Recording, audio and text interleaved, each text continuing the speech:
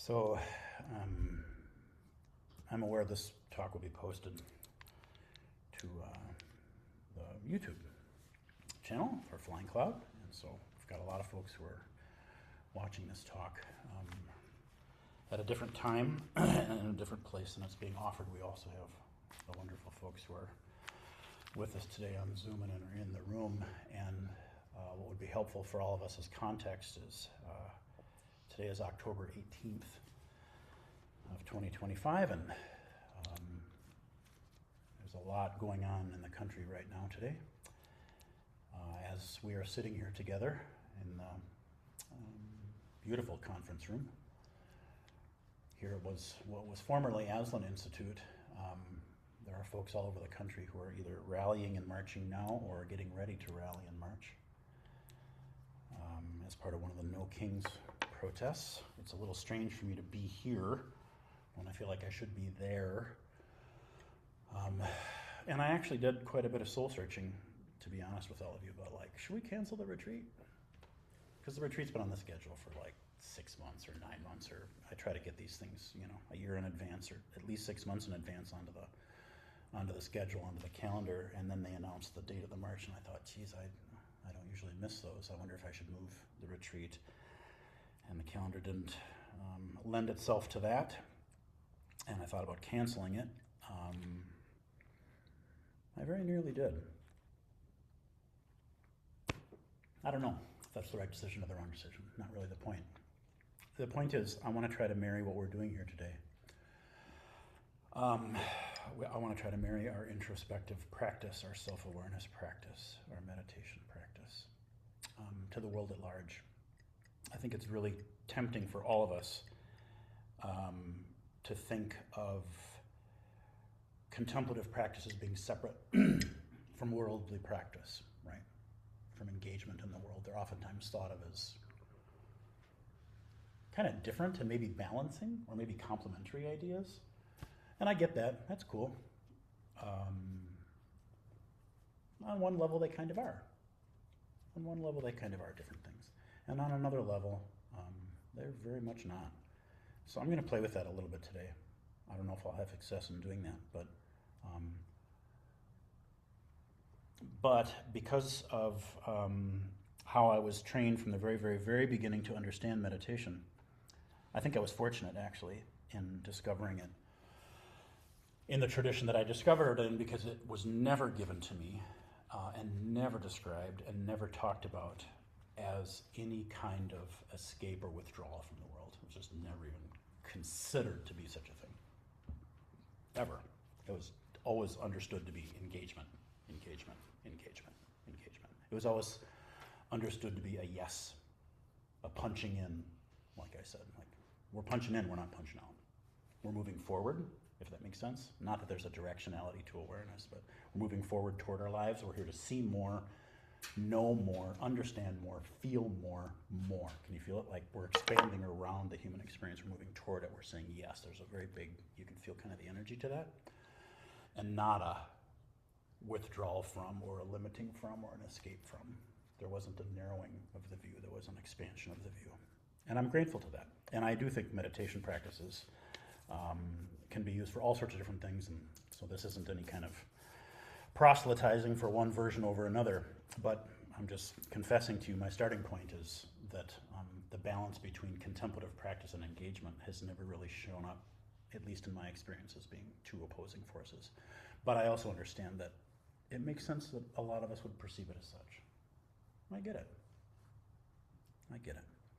So here's where I'm going to start. I'm going to start with one of my very favorite koans. One of my very, very, very favorite. I will have a lot more to say about this in about 6 months, probably, or 9 months. But some of you have heard this koan before. I'll read it for you. This is from the Book of Serenity, kind of a storehouse collection of koans for the Soto tradition. If you're familiar with the Book of Serenity, sometimes translated as Book of Equanimity, just a koan collection. This is case number 12. Daizong asked Zuishan, "Where do you come from?" Zuishan said, from the south. Daizong said, how is Buddhism in the south these days? And Zuishan said, there is extensive discussion. Daizong said, how can that compare to me here planting fields and making rice? And Zuishan said, well, what can you do about the world? And Daizong said, what do you call the world?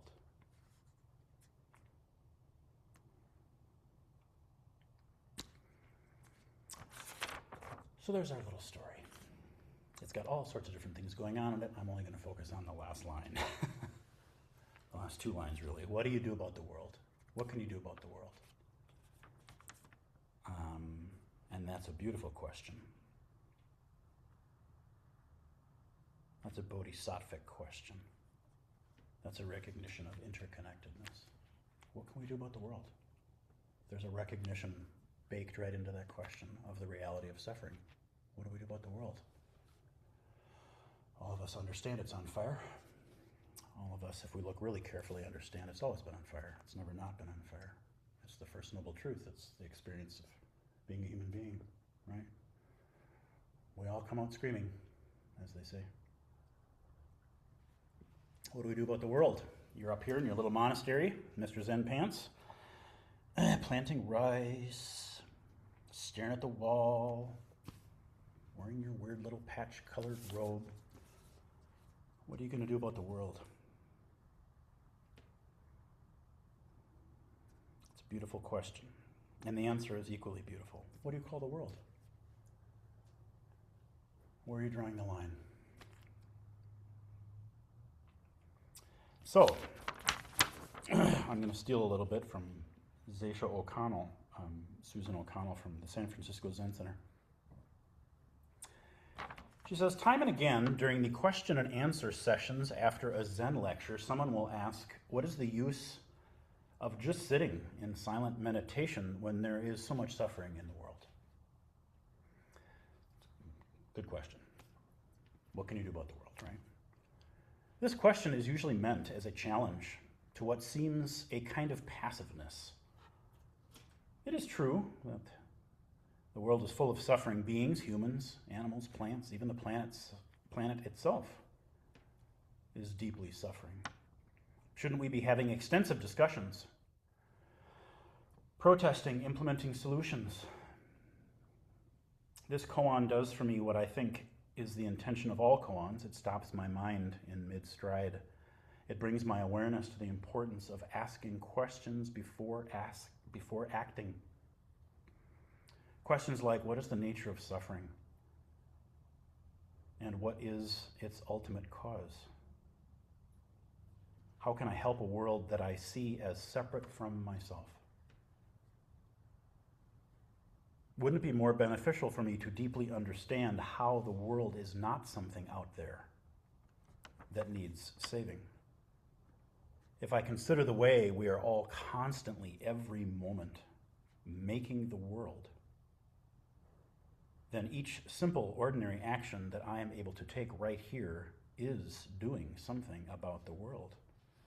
And when it is time for other kinds of action, less simple or potentially more widely impactful, it is my intention that these actions will be grounded in not knowing what the world is or what helping is.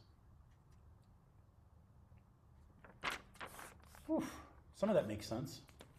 I don't know how you feel about the ending, but I'm like, ooh. Well done. Well done, Reverend O'Connell. A very Zen kind of response to something. I will help you as long as I understand that you are not separate, as long as I understand I do not know what is helpful, and as long as I understand that the not knowing is what allows me to act in the world. Ooh, very challenging to our normal way of understanding, right? I'm not going to spend a lot of time on that. It's another talk for another day. But I do want to talk about what to do about the world. And I want to remind you that what you're doing today is of enormous impact.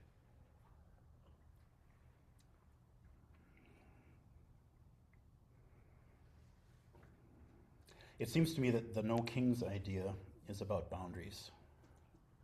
There's probably a lot of layers to it.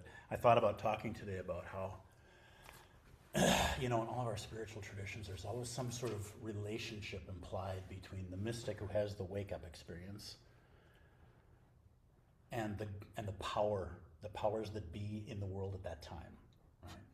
Like Jesus had to make his peace. Like, oh man, the Pharisees and the people who are in charge of the temples, and Caesar's there, and Herod is there, and Pontius Pilate is there. And like, oh man, what do you do with these guys? How do you work skillfully at that, right? And same thing in the Buddha myth. Like, he's born as royalty. Like, yeah, you're going to inherit the kingdom someday. Pretty much set. Sounds pretty good. Like, talk about privilege, baby. You can just coast. Everything's going to be good. In fact, we're going to take care of you. We're going to make sure you never experience suffering. No thanks. Who says no to that? You do. Every time you sit and you're like, no, actually, there's a part of me that's crying. I think I'll listen to it. Part of me is really lonely. I think I'll let myself feel it with a lot of tenderness. Part of me is enraged, so hurt. I think I'll feel its hot breath against my cheek and listen to what it has to say and welcome it. You can feel there's a radical thing happening there. We're obeying a very, very, very different kind of sovereignty.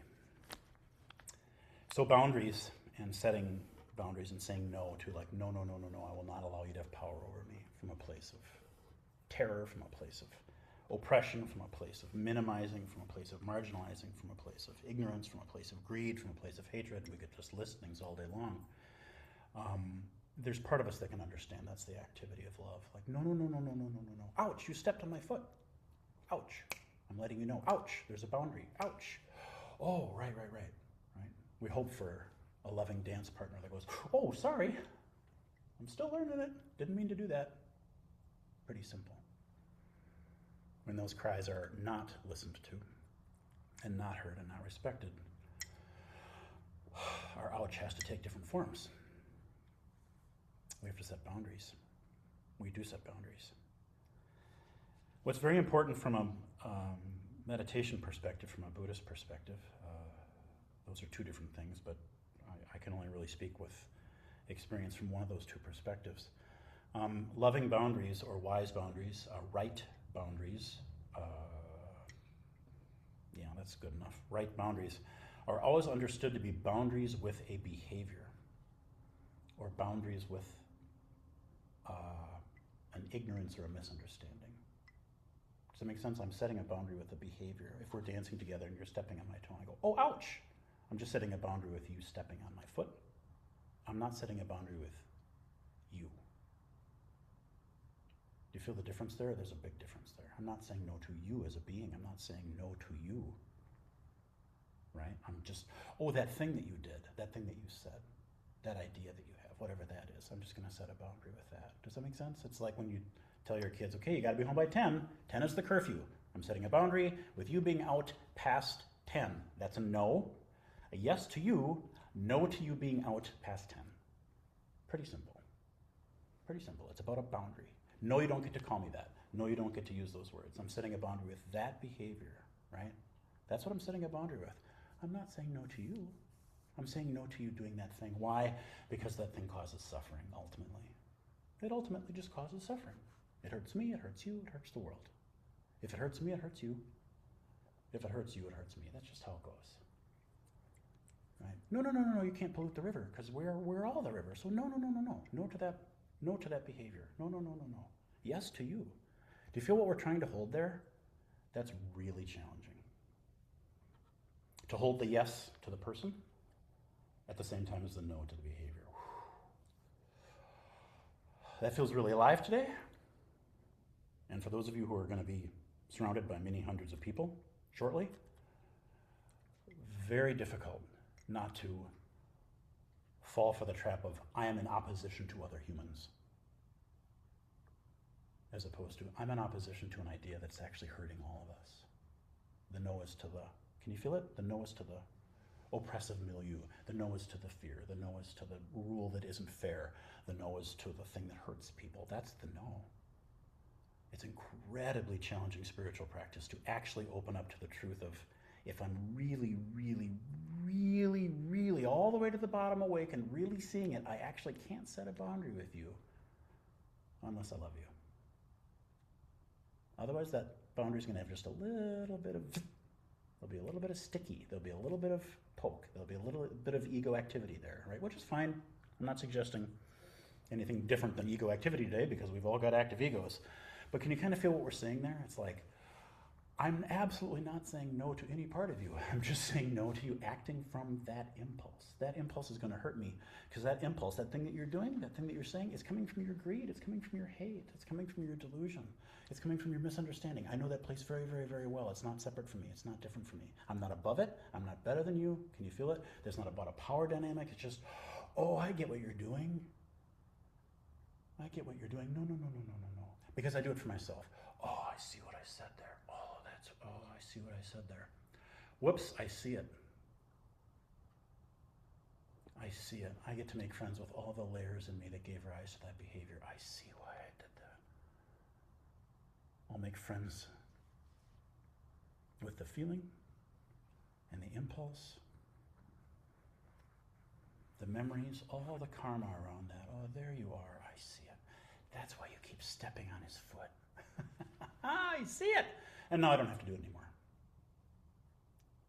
So what we understand and what we can trust, especially when we're really still, is we only hurt people when we're not paying attention.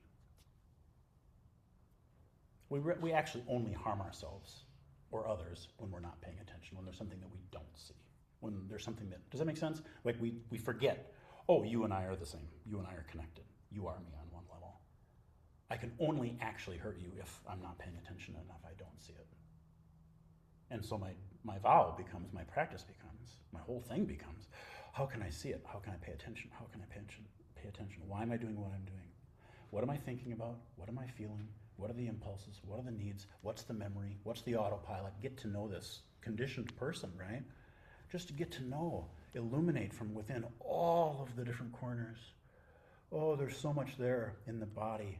There's so much there in the memory. There's so much there in the emotions. There's so much there in the thoughts, the beliefs. Oh my goodness, look at how much is going on. This talk is being given during a retreat, so we've already been sitting together for 2 hours. Only 2 hours. But my guess is we're already seeing a whole bunch. Like, wow, why do I keep worrying about that? I didn't even know I was worried about that. I keep thinking about it. I expected to be worried about something else or thinking about something else. And here it is, wanting my attention. So much investigation, so many parts advance toward my awareness, wanting to be known. And I really start to understand, oh, that's how I'm caring for you, whoever you are. We have a universe full of dance partners. And only by illuminating my own self, only by seeing my own, oh, there's a misunderstanding. Oh, there's a core belief. Oh, there's an old prejudice. Oh, there's my social conditioning. Oh, there's my wounding. Oh, there's that thing that I instinctively do to try to protect myself. Yeah. They're all welcome. They all get included in awareness. They all belong. It's okay. I can make friends with all those things. They're not me. It's okay. They're just the weather. But by knowing them all and understanding how they all work, oh, I'm so much safer. I'm so much safer for the world. I'm paying so much more attention to my footsteps. As we're dancing, I'm paying so much more attention. Do you feel it? I'm setting boundaries with my own self just by seeing stuff. I'm so much less likely to step on your feet. Can you feel how I'm taking care of the world? Wow.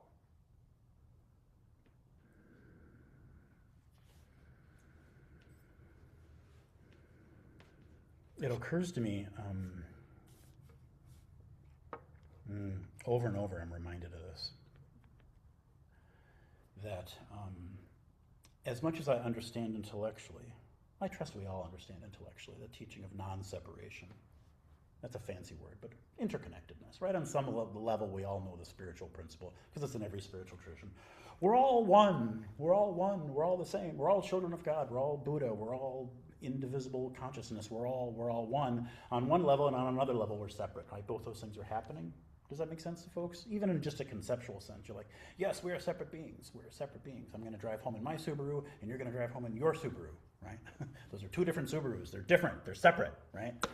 And on another level, oh, wow, we both drink out of the same water. We both breathe the same air. We're both the same thing. We're both made of the same earth. If we trace our lineages back far enough, we're family. That's just how it works. We understand that we're not separate. We understand both these things.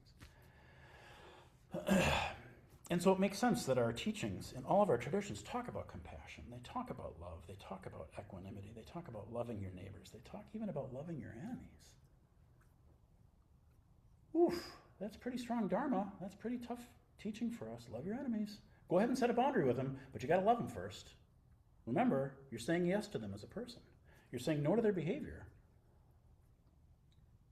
But you got to love them. If you're really, really, really going to set an appropriate curfew, you better love the person you're setting the curfew for. Ooh, very high bar for us. But what always occurs to me in these settings is, as much as I understand intellectually and conceptually, and as much as even sometimes I can feel the truth of our non-separation, and that's a feeling that all of us have had. This is not unique, certainly to meditators.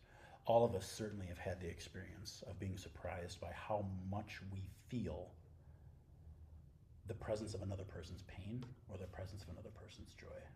We've all had that experience. I know everybody's had that experience where just because the person with you is overjoyed, you just, like, all of a sudden you're breathing it in. It's like the air in the room changed because they're just, right? And vice versa. We've all been able to feel our bodies get heavy when we're with somebody who's holding their dying animal or something. You can feel it. It's like, we are not separate. So as much as we have all had that experience, and as much as we all cognitively understand non-separateness, where this koan most helpfully takes me is, most of the time, the reality that I occupy is the reality of a separate being. Mostly I'm operating from ego. Mostly I'm operating from memory. Mostly I'm operating from unconsciousness, and mostly I'm operating from the assumption that we're different. The separate, that's cool. And so what I'm reminded of then is the only suffering, the only affliction that I can touch directly, not using my imagination, not using the skills of empathy, right, or the experience of compassion, but directly, no mediator, is my own. This heavy heart I can feel right here in the center of my chest. That's not an idea about somebody else's heavy heart. That's direct. Can you feel it? It's like, my feet are cold. It's too cold in this room. Are your feet cold too? This isn't an abstract idea. This is a direct experience. And so what do you do about the world becomes, oh, when I'm caring for my grief, I'm caring for the grief. This is the only expression of grief that I can touch directly. I can feel the quickening of my heart, or I can feel the heaviness of my neck. I can feel how my breath changes when I feel grief. It isn't a big step to imagine, oh, this must be what it's like for you, and for you, and for you, and you feel grief too, right? That's, of course. But to get non-abstract, to directly go, oh, this is how it shows up. This is the one wave in the ocean that I experience non-conceptually, directly, all of the time. It's right here. What do I do about the world? This is the world. It is not separate. I can feel this fear today, this anger, this worry. I'm scared today. I'm noticing. I got a lot of people that I really care about who are going to marches today. I hope they're safe. I'm not 100% sure they will be. I'm nervous about that today. Is that realistic? Is that not realistic? Not the point. I've got fear. That's not an abstraction. I can care for that fear. That's what I'm going to do, is I'm going to be a loving home for that fear, as long as it shows itself.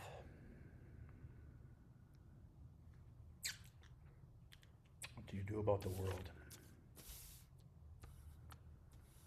So,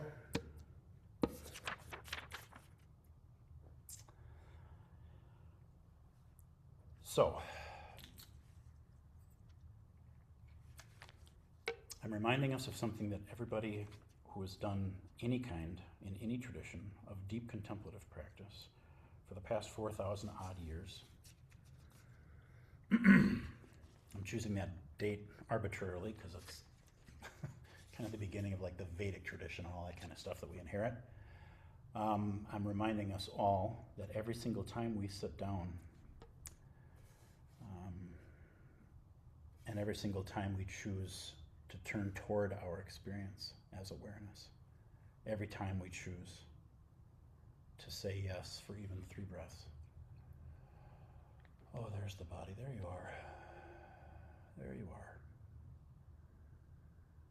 Oh, there you are. Oof, there's a lot going on there today.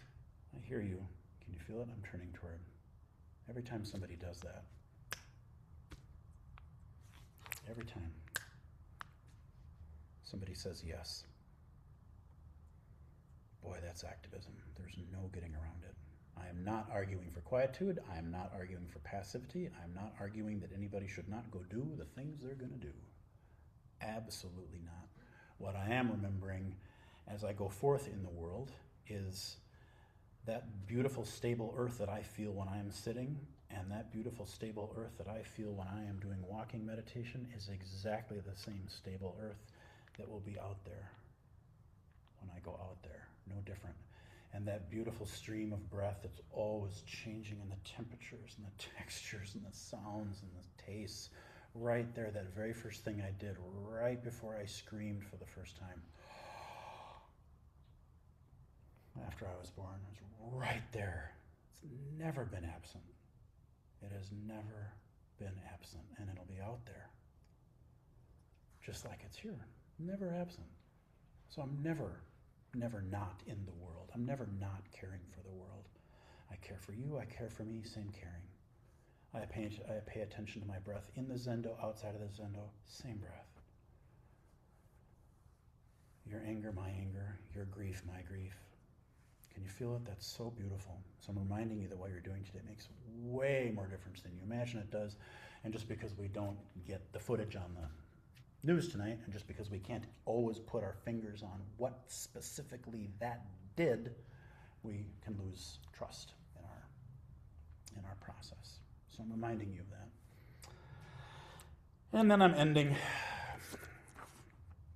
by reading you this. This is Nisargadatta Maharaj. I've been really into I don't know what's going on with me. I'm reading all these yogic teachers in the Vedanta tradition. I don't know why they're speaking to me lately. You can look it up if you wonder what those things are. It doesn't really matter. This is true for all of us. The practice of meditation deeply affects our character, therefore the character of the world. Deeply affects our character. We are slaves to what we do not know. Of what we know, we are masters. Ooh. Pretty cool, right? I'm going to operate out of autopilot until I see it. Now it's not autopilot. Damn. Whatever vice or weakness in ourselves we discover and understand its causings and its workings, and we overcome it by the very knowing. The unconscious dissolves when brought into the conscious. I'm like, God, that's such a duh. Like, yeah, duh, it was unconscious.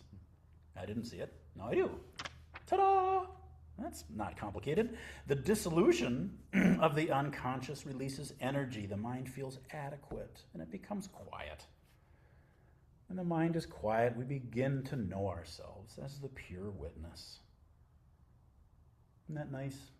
To be reminded everything you're observing today, it's the weather. It's not really you. That anxiety isn't you. Body isn't you. Memories aren't you. They're just coming and going. Friends, welcome them into the pasture, but they're just the weather. You're the witness. The sun may seem obscured by clouds and dust, but only from the point of view of the perceiver.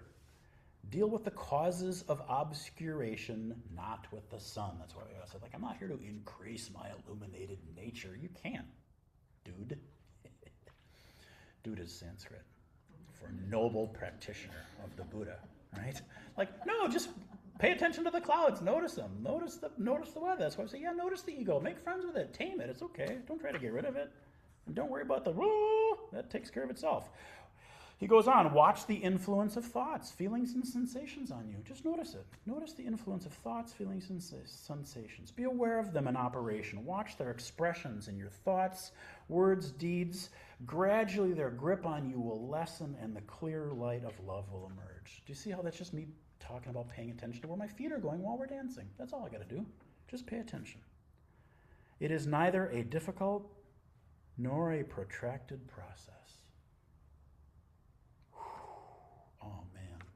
Oh. Isn't that cool? I know you're arguing with me in your head because it is a protracted process and it's very, very difficult. My knees are killing me and I'm not getting anywhere. I know. But I just love that because I'm like, yeah, you're right. It is neither a difficult nor a protracted process. Earnestness is the only condition of success. And my teachers have been telling me that for about 30 years. And I always thought they're just taking care of my feelings because they're probably from the Midwest and they're probably codependent. And they're probably just saying like, you're just sincere. You're so sincere. Just be earnest. Just look at how hard he tries. Do your best, sweet. And I was like, okay, it's a little patronizing. It's your way of saying like, wow, you are really slow. You are definitely not getting this. You are spiraling out of control. You're a failure in every way that is measurable. But, you know, I'm still going to like, oh, your kid gets a participation trophy, right? It turns out, no.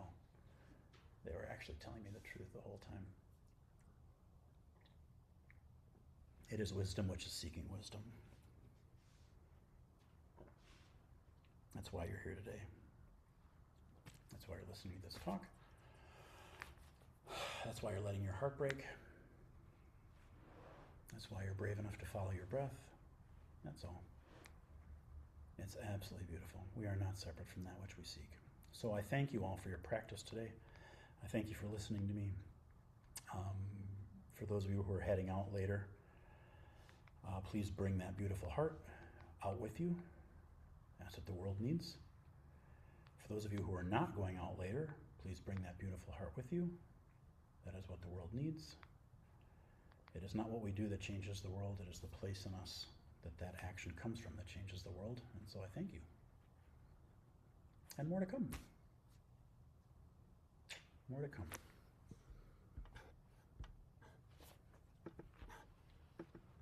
Okay. Well,